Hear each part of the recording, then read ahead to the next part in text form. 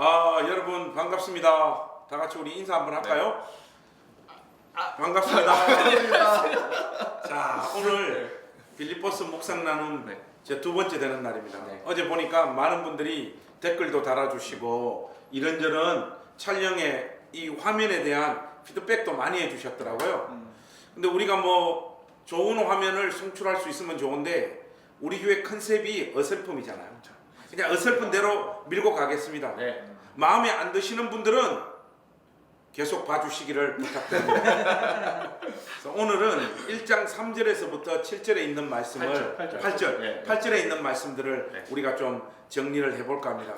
또 저희들은 겁이 많고 또 여러분들이 그 댓글로 요청하시는 것들은 그때그때 거의 다 수용합니다. 그래서 어제 어떤 분이 우리 박병헌 전사님이 우리가 다 이 현대판 아이패드나 핸드폰을 보면서 이렇게 하니까 역시 종이 성경을 들고 하는 분이 참 신실해 보인다 이런 말씀을 하셔가지고 오늘 우리가 전부 다 종이 성경을 이렇게 들고 나타났습니다. 저도 신실한 종이 되고 싶습니다. 자, 그래서 종이 성경을 일단 여기 깔아놓고 시작한다는 거 꼭 좀 기억해 주시면 감사하겠습니다. 자, 오늘은 3절부터 8절 말씀 먼저 우리 김영근 전사님이 한번 읽어 주시겠습니다. 네, 읽겠습니다. 내가 너희를 생각할 때마다 나의 하나님께 감사하며 간구할 때마다 너희 무리를 위하여 기쁨으로 항상 간구함은 너희가 첫날부터 이제까지 복음을 위한 일에 참여하고 있기 때문이라. 너희 안에 착한 일을 시작하신 이가 그리스도 예수의 날까지 이루실 줄을 우리는 확신하노라.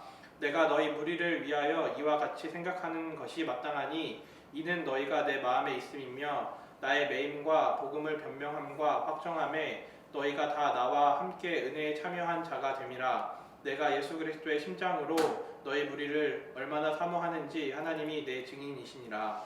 좋습니다. 여러분 오늘 이 말씀을 쭉 읽으면서 좀 어떤 느낌이 드십니까? 저는 개인적으로 이 사도 바울이 빌립보 교회 식구들을 생각하는 그 마음이 굉장히 좀 뭐라고 할까요? 내밀하고 애틋한 어떤 마음들이 좀 이렇게 담겨져 있는 것 같아요. 표현을 한번 보세요. 내가 너희 무리를 얼마나 사모하는지 하나님이 내 증인이시라. 이렇게 지금 고백을 하잖아요. 그런 것뿐만 아니라 이 구절 또 행간을 이렇게 보면 사도 바울이 이 빌립보 교회 식구들을 생각하는 그 아주 따뜻하고 그리운 마음들이 굉장히 많이 담겨져 있는 구절이 3절에서부터 8절 말씀인 것 같아요. 이 말씀을 우리가 본격적으로 파헤치기 전에 이 전반적인 어떤 분위기들을 우리가 좀 정리를 하고 들어가는 게 좀 좋을 것 같아요. 우리 김영근 전사님, 오늘 이 말씀에 대한 어떤 전반적인 어떤 분위기나 설명들을 간단하게 좀 이렇게 정리해 주시면 좋겠습니다. 네, 알겠습니다. 지난 시간 나눔 때랑 비슷한 분위기가 좀 나타나고 있는 것으로 보입니다. 중요하게 보이는 단어들은 감사와 기쁨 그리고 참여 정도 아주 중요한 단어로 보이고 있습니다. 바울의 계속된 인사말 안에는 지난 시간에 나눴던 것처럼 빌립보 교인들에게 있어서 자신의 사도성을 강조하지 않는 모습을 통해서 어떤 그들과의 각별한 관계, 특별한 관계가 있었다고 이야기를 했었는데 그게 오늘 본문에서는 기쁨과 감사로 이어지고 있는 것을 볼 수 있습니다. 그리고 이 특별함과 각별함을 기쁨으로 연결시키는 이유는 바로 앞서 말씀드렸던 것처럼 참여라는 중요한 목적을 가지고 있는 것으로 보입니다. 이 참여는 저희들이 잘 알고 있듯이 코이노니아라고 유명하게 알려져 있는 단어처럼 그러니까 교제나 나눔을 뜻하는 것으로 생각하기가 쉬운데 본문의 분위기를 보게 되면 그것 이상의 의미를 지니고 있다는 것을 단순한 교제를 넘어서는 의미가 코이노니아.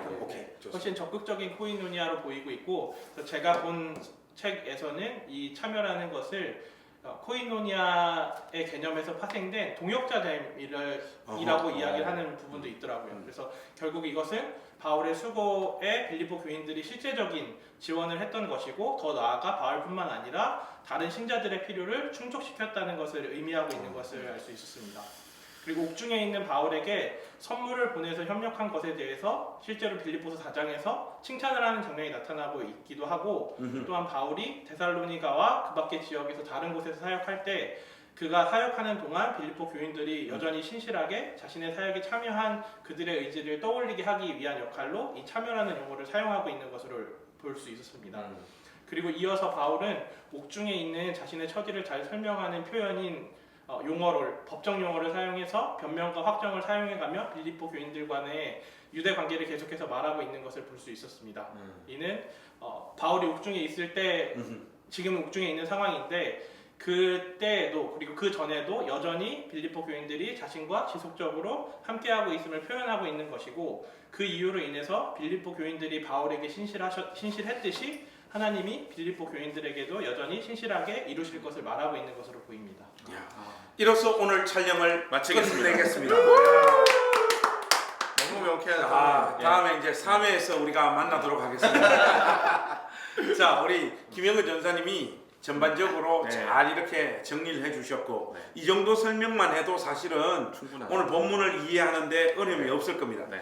그러나 또 촬영 분량이 있기 때문에 우리가 조금 더 찍어야 될 것 같아요. 네. 자, 이제 구절구절을 좀 살피면서 네. 본격적으로 이 말씀의 의미들을 우리가 한번 확인해 보도록 하겠습니다. 먼저 3절과 4절 한번 보시면 내가 너희를 생각할 때마다 나의 하나님께 감사하며 간구할 때마다 너희 무리를 위하여 기쁨으로 항상 간구하며 저의 느낌은 똑같은 표현을 반복하는. 다른 어떤 표현을 가지고 와서 두 번 반복하고 있는 것 같아요. 네. 그러면서도 굉장히 이 3절과 4절 안에 담긴 마음도 자기는 지금 감옥 속에 있잖아요.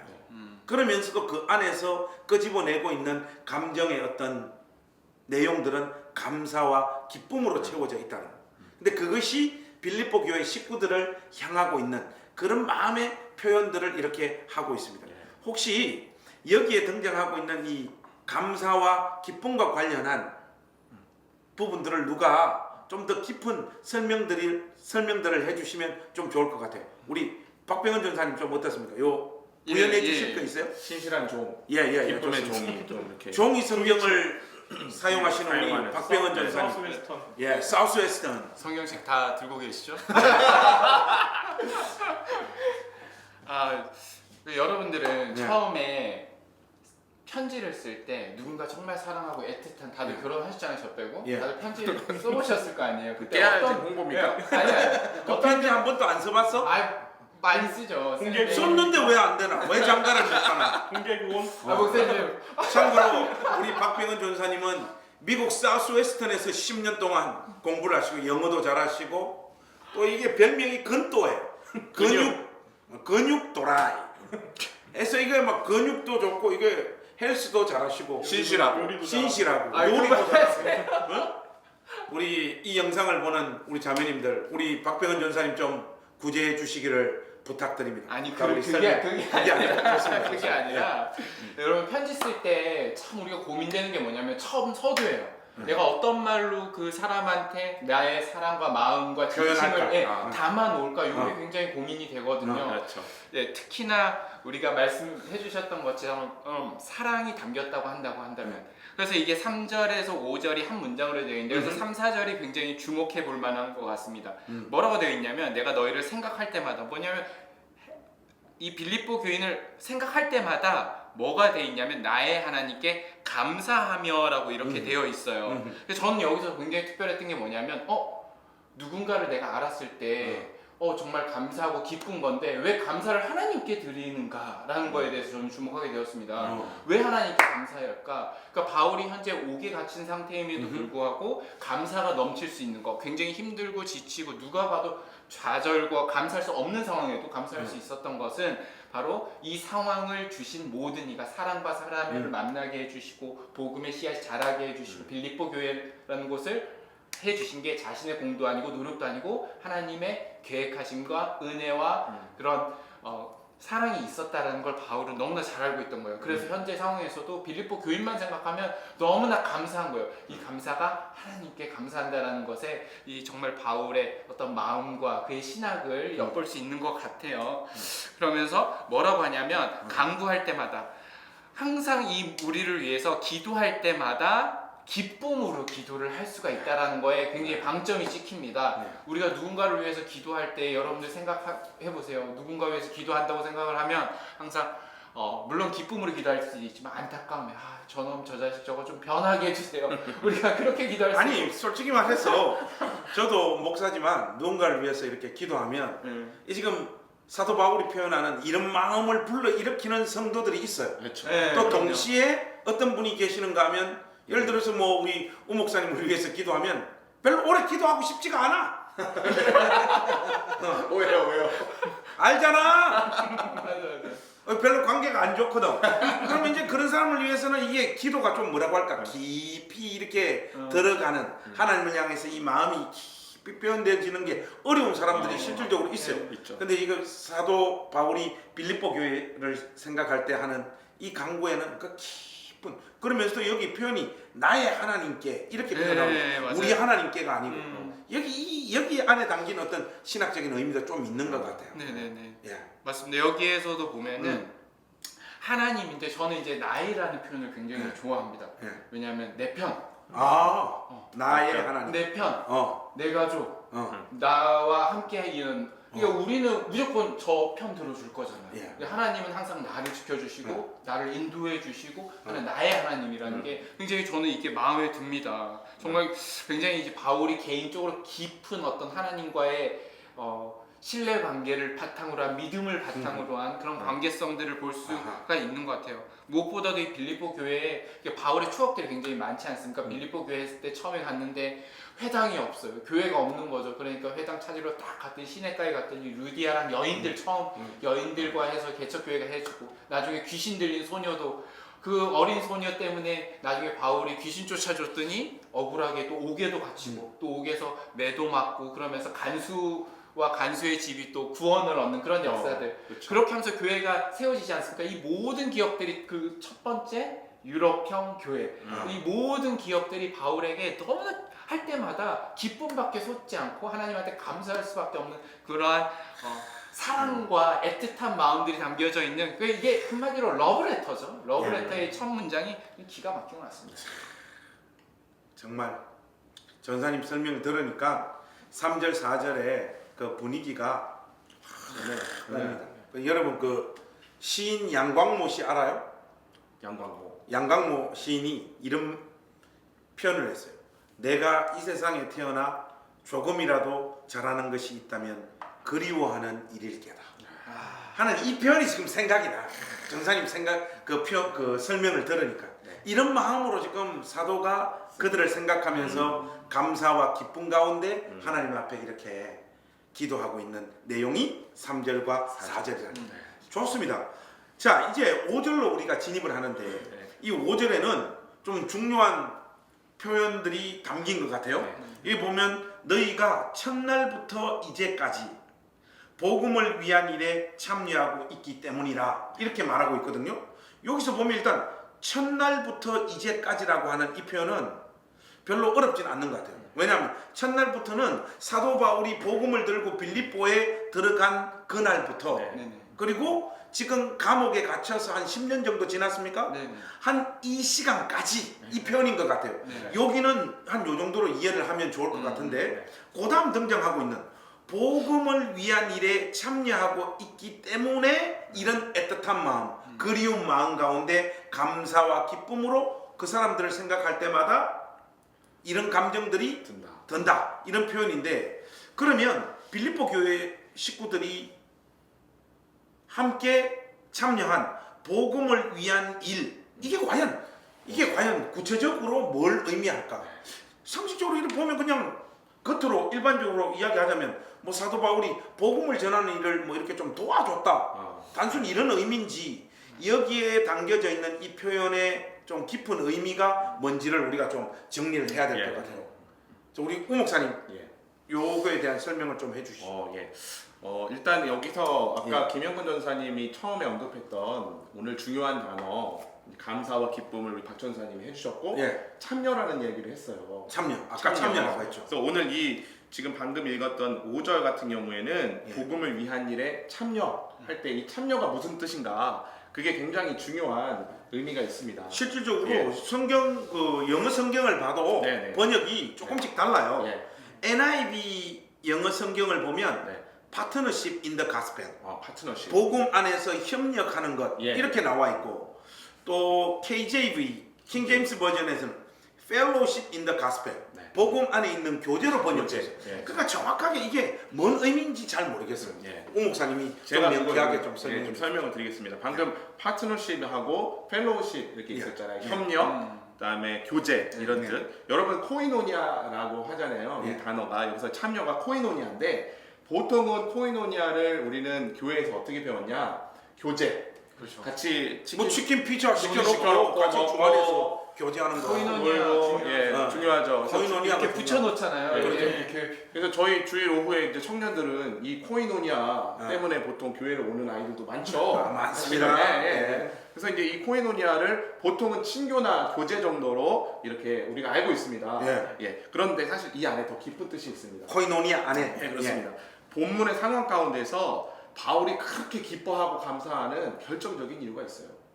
뭡니까? 이게 그 코이노니아인데 뭐, 그 뭐, 뜻이 뭐냐? 기도를 많이 해줘. 아이 좀 기도, 뜸을 기도. 그만 들이고 아니야. 빨리 기도. 좀 이야기를 해줘. 기도는 소용이 없습니다. 기도가 왜 소용이 없어요? 기도가 지금 너 가만히 있어. 설명 계속해. 예.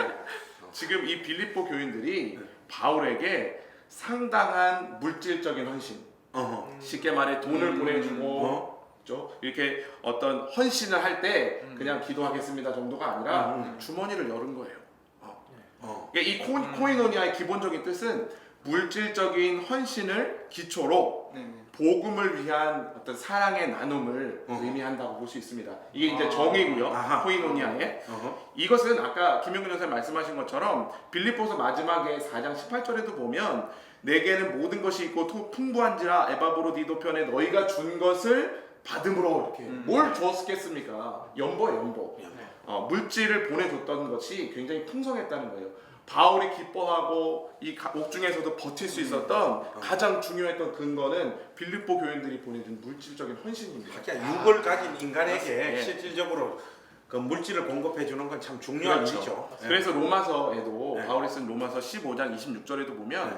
어떤 표현이 있냐면 바울이 마게도냐와 아가야에 있는 성도들이 어허. 그러니까 멀리에 있는 성도들이 예루살렘에 있는 굉장히 먼 거리예요. 예루살렘에 있는 가난하고 어려운 신자들을 위해서 연보했다 하는 표현이 있어요. 근데 거기서 연보가 뭐냐? 코이노니아입니다. 좀 이제 감이 오시죠? 그러니까 이 코이노니아는 나눔과 친교의 의미를 넘어서서 물질적인 헌신과 나눔까지 들어간다는 거예요. 이제 그런 의미가 있고 사실 그렇다면 바울이 지금 이 5절에서 얘기할 때 복음을 위해 참여한 일이라고 했잖아요. 예. 그러니까 사도의 관심은 그들이 보내준 물질적인 헌신이 단순히 물질적인 헌신에 그치는 것이 아니라 어디까지 간다? 복음 전파에 굉장한 수단이 되고 큰 힘이 된다는 뜻이에요. 그러니까 거기까지 바울의 관심이 다 있다는 것입니다. 그러니까 예를 들면 코이노니아는 가난하고 어려운 사람들에게 물질적인 나눔과 또 그들에게 어려움과 아픔이 있는 사람들에게 슬픔을 함께하는 그런 나눔과 교제가 되어야 된다. 근데 뭐가 동반돼야 된다? 물질적인 헌신이 동반돼야 된다는 게 굉장히 중요한 개념이고요. 사도행전도 여러분 아시죠? 사도행전 2장에도 보면 44절에서 47절까지 여러분들이 아주 잘 아는 말씀이 있습니다. 네. 사도의 가르침을 받아 서로 교제하고 할 때 이 교제가 코이노니아고요. 이 안에는 뒤에 어떤 뜻이 있냐? 떡을 떼며 오로지 기도하기를 힘썼다. 또 믿는 사람이 자기 재산과 소유를 팔아서 각 사람의 필요를 따라 나눠주며 이런 뜻이 있는 거예요. 그러니까 날마다 마음을 같이하여 성전에 모이기를 힘쓰고 하나님을 찬양했다. 여러분 이 안에서 어떤 의미들이 담겨 있습니까? 서로 교제하는 것이 코이노니아지만 여기서는 하나님을 찬양하고 하나님과 교제하는 삶도 포함되어 있고 성도들끼리 실제적인 필요를 채워주는 것까지 그런 삶까지도 이 코이노니아가 다 포용하고 있는 단어라는 거예요. 그러니까 그 모든 내용 안에 어떤 일이 일어납니까? 믿는 자들의 수가 날마다 늘어나다. 그러니까 복음 전파의 아주 강력한 수단으로서 이 코이노니아가 등장한다는 겁니다. 제가 볼 때는 지금 한국 교회나 우리 이 시대에 성도들이 회복해야 될 가장 중요한 핵심이 이 코이노니아를 회복하는 문제인 것 같습니다. 근데 코이노니아 설명을 들으니까 우 목사님이 물질적인 헌신에 좀 초점을 많이 이렇게 네. 맞추신 것 같아요. 사실 성도들은 헌금 많이 하잖아. 그러니까. 아주 중요한 오히려 우리 한국 교회는 너무 많은 그런 종교적인 열심, 물질적인 헌신이 오히려 문제가 돼버린 상황으로 좀 치닫고 있는 거 아니겠습니까? 물질적인 헌신이 예. 결국 중요한 것은 그래서 예. 하나님과의 친밀한 교제가 선행이 돼야 된다는 거예요. 사실은. 그래서 우리들이 먼저 하나님과 친밀한 교제, 코이노니아가 있을 때, 이 코이노니아 안에 보면 바울이 또 코이노니아를 사용하는 그 성경의 인용들을 보면 또 성찬의 의미, 주일 만찬의 의미도 담겨 있습니다. 바울이 구원론을 이야기할 때 그리스도와 연합하는 것을 굉장히 중요하게 생각을 하거든요. 그때도 이 코이노니아의 개념을 사용을 하고 있어요. 그러니까 성찬하는 것도 뭡니까? 주님의 몸과 피를 먹고 마시는 거잖아요. 그래서 하나 되는 하나 되는 거잖아요. 이게 융합이 되는 거거든요. 그렇죠. 그 안에서 네. 그러니까 존재론적인 통합이 일어나는 거예요. 그렇죠. 그러니까 하나님과의 어떤 그 코이노니아가 전제되었을 때 예. 방금 목사님께서 지적하셨던 것처럼 물질적인 나눔과 헌신에까지 가 닿는데 그 의미가 전달된다는 거예요. 그렇게 될 때. 이게 그러면 제가 다시 우리 우 목사님 설명을 들어보니까 3절부터 이렇게 쭉 이어지는 내용이 이제 우리가 6절을 할 차례인데 네.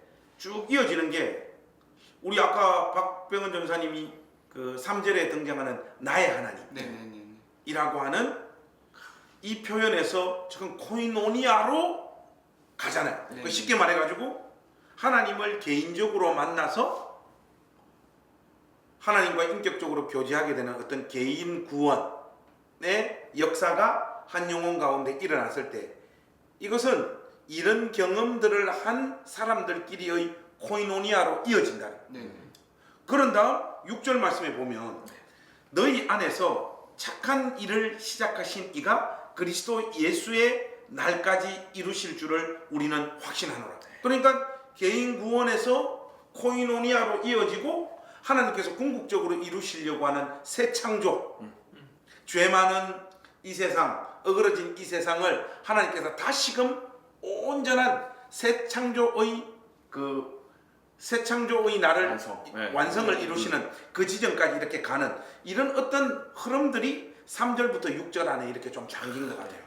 개인 구원, 코이노니아, 새 창조 이렇게 그 생각이 나는 것 같아요. 네. 성경에서 이제 쉐마, 구약에서는 쉐마의 말씀이고 또 신약에서는 율법학자가 예수님한테 제일 중요한 계명이 무엇입니까? 라고 했었을 때 주너의 하나님을 사랑하고 내 이웃을 내 몸과 같이 사랑하라. 그 성경의 진짜 율법의 통하는 핵심. 말씀인데 그 말씀이 그대로 그걸 고스란히 맞네요. 담겨져 있는 그, 예. 그 어떤 그 흐름대로 그대로 이렇게 진행되어지는 것 예. 같습니다.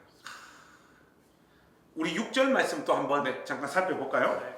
너희 안에서 착한 일을 시작하신 이가 그리스도 예수의 날까지 이루실 줄을 우리는 확신하노라. 여기서 보면 너희 안에서 착한 일을 시작하셨다고 했는데 여기서 말하는 이 착한 일은 그러면 5절에 있는 복음을 위한 일에 참여한 것 이걸 말하는 것인지 아니면 빌립보 교인들이 처음 사도 바울의 복음을 전달받고 회심하고 중생하여서 주님을 인격적으로 만난 그걸 말하는 건지 이 착한 일이 뭐로 보는 게 맞습니까? 방금 목사님이 말씀하신 예. 두 가지가 다 담겨 있습니다.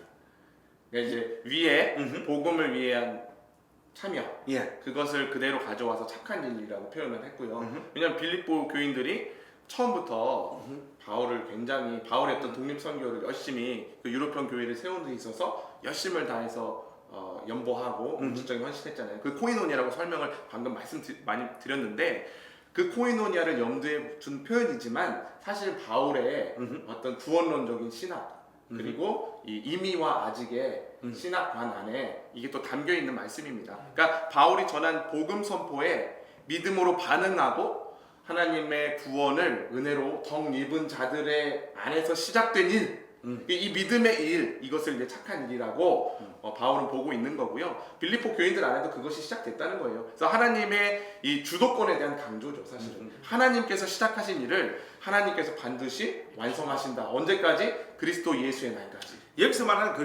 그리스도 예수의 날은 구약에 있는 뭐 야훼의 날이라고 하는 이런 표현들이잖아요. 네. 사도 바울도 유대인이었기 때문에 아마 그 야훼의 날이라고 하는 개념을 머릿속에서 담아서 이렇게 표현하고 있는 이 파루시아, 네, 그렇죠. 예수님의 어떤 재림의 예, 때를, 맞습니다. 종말의 때를 지금 최후 심판의 최후 심판의 예. 때를 예. 말하는 것 같아요. 그런데 여기 지금 그런 표현을 안 담겼지만은 네.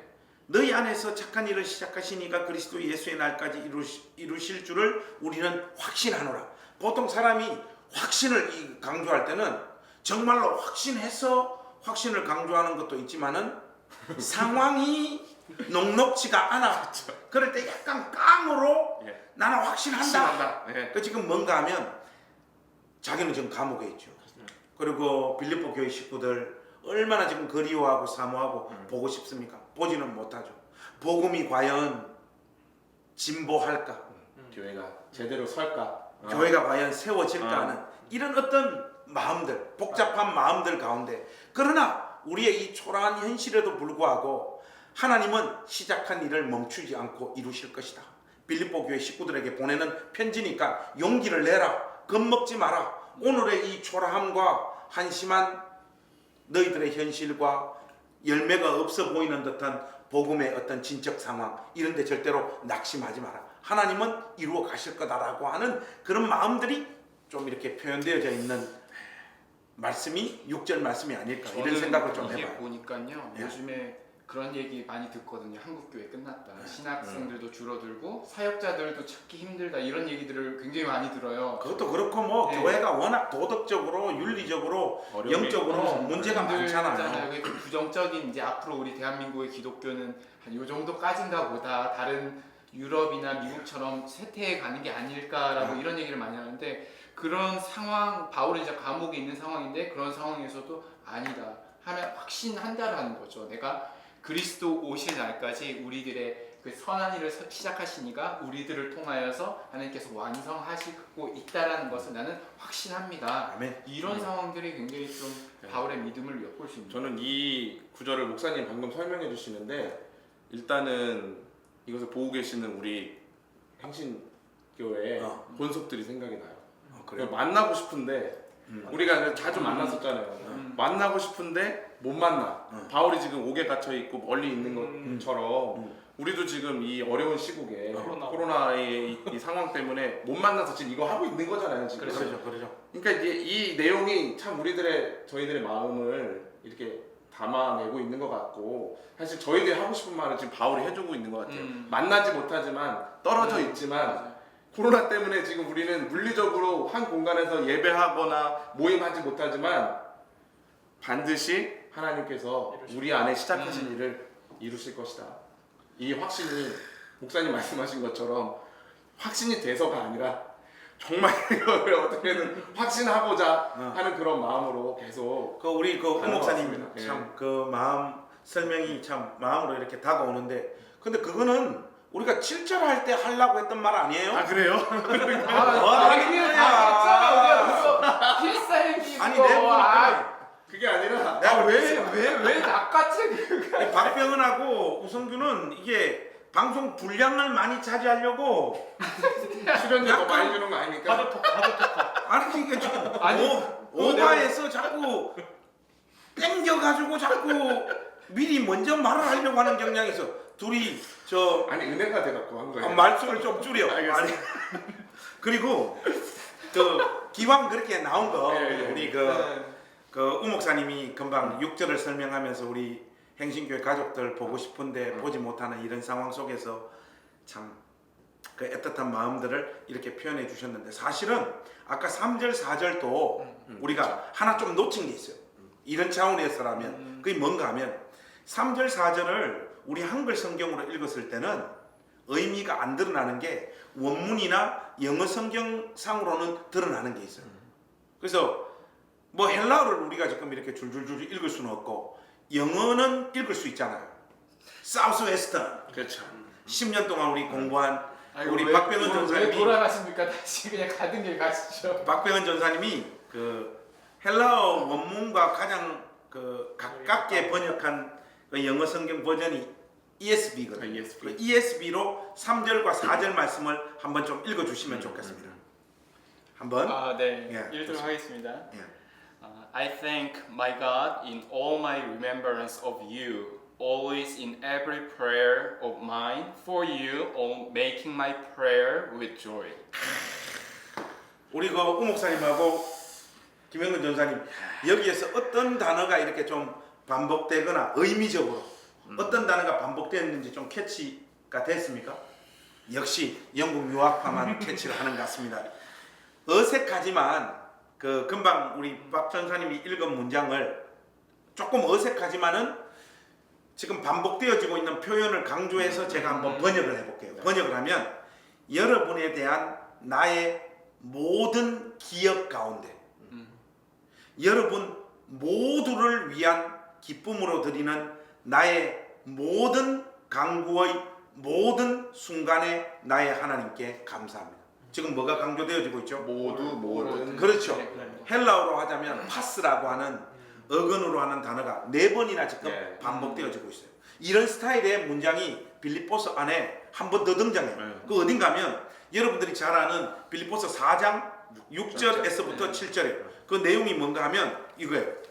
아무것도 염려하지 말고 다만 모든 일에 기도와 간구로 너희 구할 것을 감사함으로 하나님께 아뢰라. 그리하면 모든 지각에 뛰어난 하나님의 평강이 그리스도 예수 안에서 너희 마음과 생각을 지키시리라. 이렇게 말해요. 그런데 이 지금 1장에 나와 있는 1장 3절과 4절에 나와 있는 이 표현과 빌립보서 4장 6절과 7절에 등장하고 있는 이 표현들 보면 전부 다 기도하는 그렇죠. 문맥이란 말이죠. 네. 이게 뭔가 하면 아까 우리 우목사님 말씀하셨듯이 우리 지금 서로 만나지를 못해. 사도 바울도 지금 빌립보 교회 식구들을 만나지 못하잖아요. 그들을 위해서 자기 목이라도 아끼지 않으며 내주고 싶은 것이 사도의 마음이고 뭔가라도 하나 그들의 영적인 성장, 삶의 실질적인 필요를 위해서 해주고 싶은 것이 사도의 마음인데 그걸 지금 할 수 없는 상황 속에 놓여 있는데 이 모든 그리움, 애틋함, 이 마음을 모아서 그 모든 행동들을 대체할 수 있는 수단이 기도라고 생각하는 거예요. 기도를 생각하면서 그들 삶의 모든 영역, 모든 필요가 기도를 통해서 채워질 수 있다라고 하는 마음의 고백이. 아멘. 그러니까 사실 기도라고 하는 것은 모든 영역을 하나님 앞에 올려드리는 거예요. 사실 보면 요즘은 그 지성적인 신앙을 강조하다 보니까 바른 기도가 굉장히 많이 강조되어져요. 우리 교회도 또 뭐 그런 식으로 이렇게 기복적인 거 말고 자기 욕망에 너무 충실하지 말고 주의 뜻을 찾고 강구해야 된다고 하니까 사실 기도할 게 있어요, 없어요? 그러니까 기도를 별로 안 해요. 근데 사실은 잘못된 기도라도 안 하는 기도보다는 나아요. 그렇죠. 하는 게 낫죠. 하는 게 나아요. 욕망이든 삐뚤어진 기도든지 안 하는 기도보다는 기도하는 게 100번 나아요. 왜 그런가 하면 잘못된 기도가 교정되어질 수 있는 유일한 수단은 기도밖에 없어요. 이게 엄청 중요한 거예요. 그 제임스 패커가 그런 말을 해요. 우리의 왜곡되고 잘못되고 어그러진 기도를 기도하는 과정 속에서 성령께서 교정해 주신다. 그래서 사실은 우리가 못할 기도가 없는 거예요. 삶의 모든 기도, 이게 지금 보면 모든이 강조되어지고 있는 것은 모든 우리 삶의 영역들 하나님 앞에 간구하는 이런 마음들이 여기에 이렇게 담겨져 있는 거죠. 그 빌립보 교회 식구들에 대한 그리움과 애틋함을 오히려 기도의 동력으로 삼아 기도하고 있는 사도의 모습을 우리가 지금 볼 수 있습니다. 우리 가족들 서로 지금 만나지 못하잖아요. 코로나19 때문에. 할 수 있는 게 없네요, 진짜. 코로나가 싫어요. 저는 네. 코로나가. 차라리 이름을 코로나18로 지어줬습니다. 코로나 때문에 열받아. 그러나 우리 성도님들을 만나지 못하지만은 우리가 할 수 있는 건 기도예요. 기도는 누구도 막지 못하잖아요. 가급적이면 자기 부서 또 우리 장로님들, 권사님들, 집사님들 또 이름 없이 빚도 없이 섬기고 있는 우리 가족들 생각하면서 우리 사역자들부터 먼저 아멘. 이름 불러가면서 기도하는 것들이 참 중요할 것 같아요. 아멘. 그런 생각이 듭니다. 자, 우리 진도 좀 나가죠. 우리 우 목사님이 설명을 너무 잘해 주셔가지고 네. 조금 우리가 지체되어졌습니다. 자, 이제 7절, 8절을 우리가 한번 정리를 해보겠습니다. 내가 너희 무리를 위하여 이와 같이 생각하는 것이 마땅하니, 여기서 보면 이와 같이 생각하는 것이 마땅하다는 것은 금방 위에 말했는 거. 네. 너희 안에 착한 일을 시작하신 이가 그리스도 예수의 날까지 이루실 줄을 확신. 우리는 확신한다라고 하는, 이렇게 생각하는 것이 마땅하다는 거예요. 네. 마땅하다. 마땅한 이제 이유가 7절 중반부터 8절에 두 가지가 나오는 거예요. 첫 번째가 뭐냐? 이렇게 생각하는 것이 마땅한 첫 번째 이유가 한번 보세요.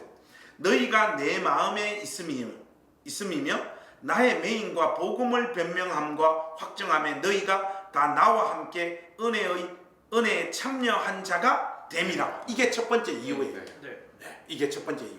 근데 요 첫 번째 이유를 보면 다른 표현들은 제가 좀 잘 이해가 돼요. 근데 요 표현이 뭔 말인가 잘 모르겠어요. 저는 복음을 변명했다? 변명했다라고 하는 이 표현 말은 번역이 한글 단어 선택이 좀 잘못된 것 같아요. 약간 변호했다 이렇게 해야 되는 거 아닌가? 변명이라고 하는 것은 뭔가를 잘못한 사람이, 네. 그죠? 되기 위해서 하는 말. 네. 자기 그 한 방 안 맞기 위해서, 네. 쿠사리 안 먹기 위해서 토해 놓는 말들을 보통 변명이라 하잖아요.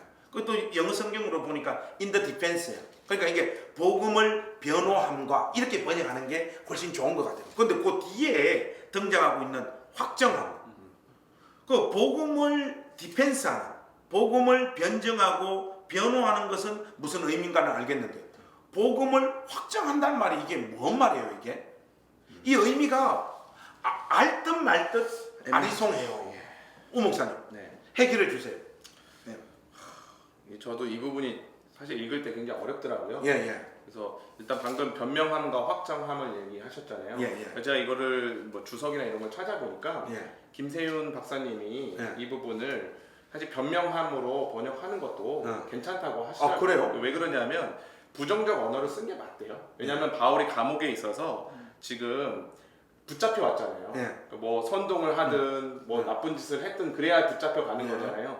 그래서 자기 자신이 전한 복음에 대해서 변증을 한 거예요. 그렇죠. 변론을 한 거죠. 그러니까 변명이에요. 어떻게 보면 그들 차원에서는. 어허. 그 감옥에서 재판하는 판결하는 사람들 입장에서는 바울이 변명한 거를 듣고 네 말 맞네 이렇게 했다는 거고요. 두 번째 확정함은 이제 긍정 언어인데 확정함을 여기서 이제 베바이오시스인가요? 헬라어로 그런 단어인데 이 단어는 바울이 전하는 복음을 변증함으로 인해서 확실하게 그 복음의 내용이 입증됐다 이런 뜻인데 이 확정함도 사실은 법적 용어입니다. 그러니까 어떤 판결을 할 때 자 이제 너는 죄가 없습니다 땅땅땅 할 때 그런 어떤 확정 판결 할 때 그 확정함 이런 내용으로 이렇게 사용하는 게 베바이오시스라는 단어인데 그렇기 때문에 그 안에 이제 복음을 입증했다라는 내용이 담겨 있는 걸로 쓰이고 저는 그렇게까지 보더라도 이해가 잘 안 되더라고요 이 부분이. 지금 뭔 말하는 거예요? 그러니까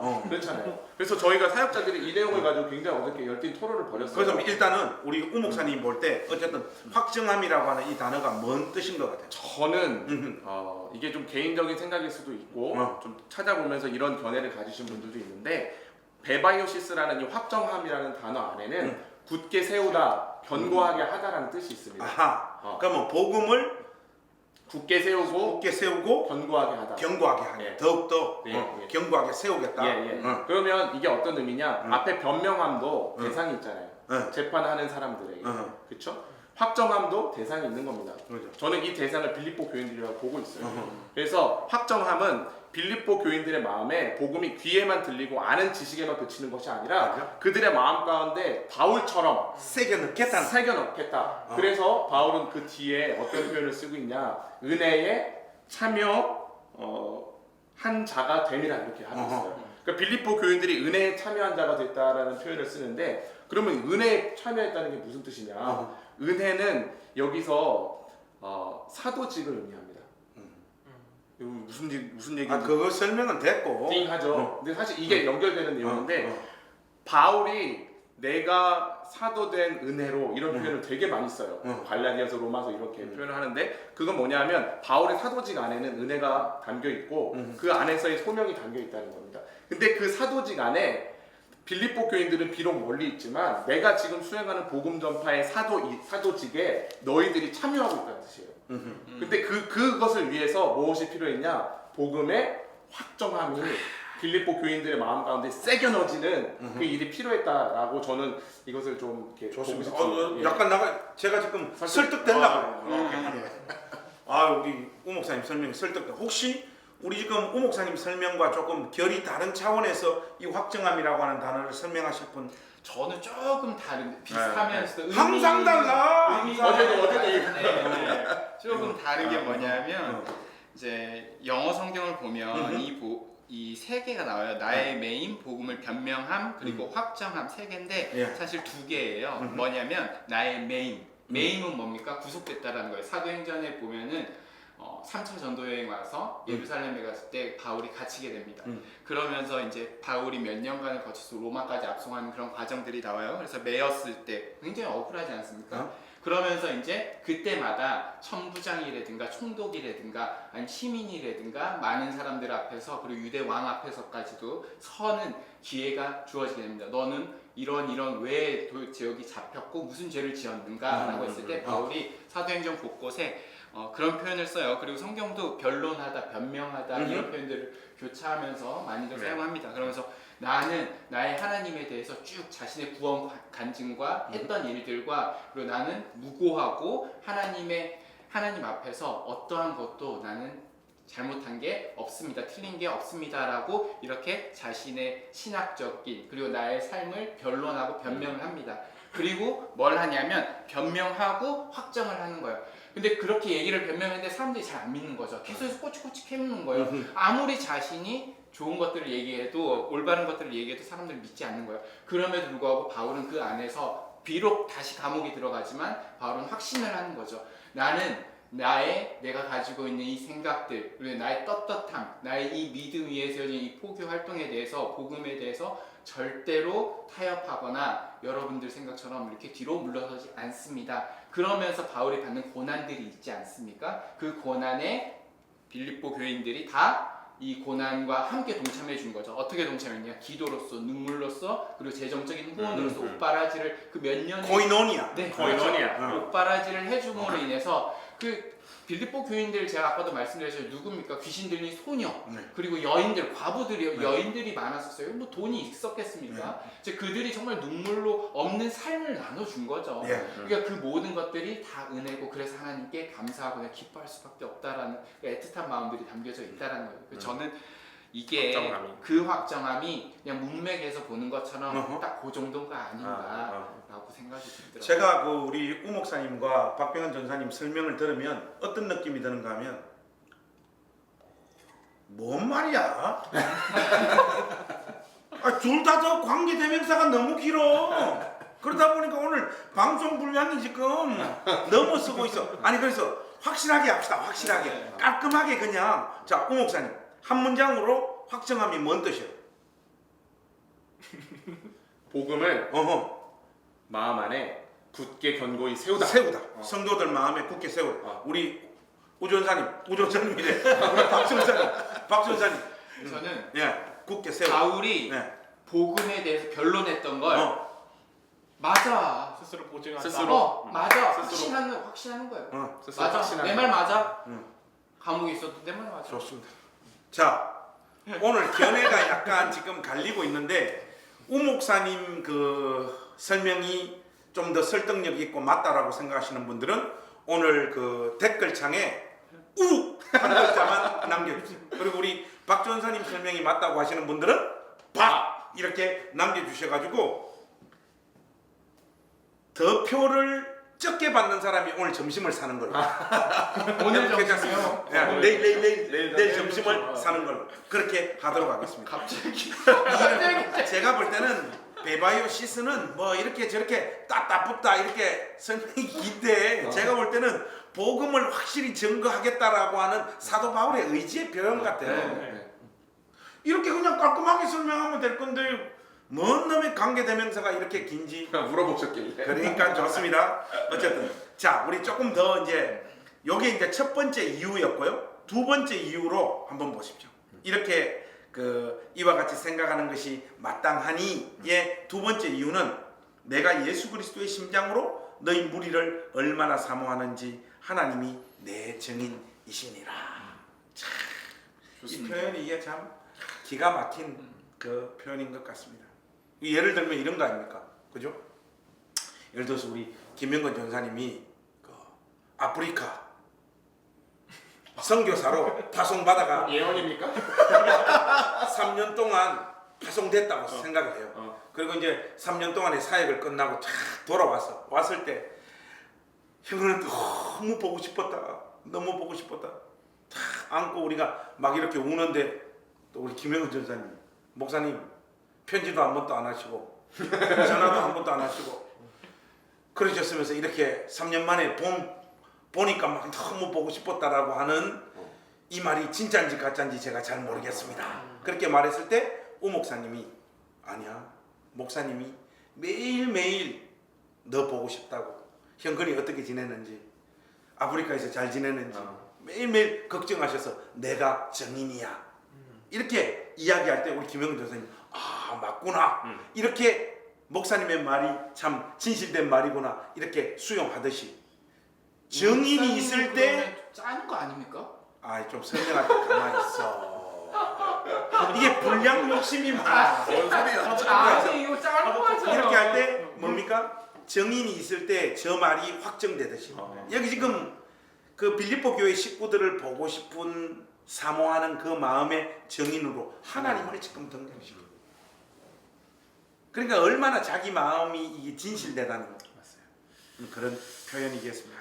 자, 여러분 이것과 관련해서 다른 그 설명들이 조금 더 있지만은 오늘 우리가 불량관계로 한 이 정도로 마무리하는 게 좋을 것 같습니다. 그래서 여러분 3절부터 8절 말씀을 우리가 한 번 더 읽으면서 오늘 우리 정리했던 의미들을 좀 이렇게 마음속에 이렇게 담겠습니다. 우리가 다 같이 한 목소리로 한번 같이 읽겠습니다. 시작. 내가 너희를 생각할 때마다 나의 하나님께 감사하며 간구할 때마다 너희 무리를 위하여 기쁨으로 항상 간구함은 너희가 첫날부터 이제까지 복음을 위한 일에 참여하고 있기 때문이라. 너희 안에서 착한 일을 시작하시니가 그리스도 예수의 날까지 이루실 줄을 우리는 확신하노라. 내가 너희 무리를 위하여 이와 같이 생각하는 것이 마땅하니 이는 너희가 내 마음에 있음이며 나의 매임과 복음을 변명함과 확정함에 너희가 다 나와 함께 은혜에 참여한 자가 됨이라. 내가 예수 그리스도의 심장으로 너희 무리를 얼마나 사모하는지 하나님이 내 증인이시니라. 아멘. 자, 오늘 우리 그 마무리를 만나고 싶지만 우리 만날 수 없는 우리 행신교회 가족들에게 하나님이 우리 증인이 되시니까 우리 마음을 우리 가족들에게 한마디씩 표현했으면 좋겠어요. 다만 우리 그 오 목사님과 우리 박병은 전사님은 제발 좀 짧게 해주시기를. 한마디로 하죠. 한마디. 한마디로 좋습니다. 그 마음을 좀 표현해 줬으면 좋겠습니다. 자, 우리 박병은 전사님부터. 자. 여러분 보고 싶습니다. 한마디. 보고 싶은 게 하나님 그 진심입니까? 진심입니다. 자, 하나님이 정인이 되십니다. 하나님이 좋습니다. 우리 오 목사님. 진심으로 여러분들의 이름을 부르면서 기도하겠습니다. 제가 이때까지 목양실에서 오 목사님 기도하는 걸 한 번도 못 봤어요. 오늘 이 말은 진심이에요. 하나님을 증인으로 해서. 여러분 빨리 여러분 만나서 쭈꾸미 집 가고 싶어요. 그게 너무너무 기다려져요. 좋습니다. 네, 저는 한 주 못 뵀는데 많이 그립습니다. 그립습니다. 아까 우리 그 양광모. 양광모. 네. 내가 이 세상에 태어나 조금이라도 잘하는 것이 있다면 그리워하는 일일기다. 이걸 조금 응용해서 이야기하자면 내가 이 세상에 태어나 조금이라도 잘하는 것이 있다면 우리 행신교회 가족들을 그리워하는 일이다. 이것이 우리 사역자들의 마음이라는 거 여러분들 기억해 주시고 오늘 하루도 주 안에서 평안하십시오. 내일 또 뵙겠습니다. 감사합니다. 감사합니다. 감사합니다.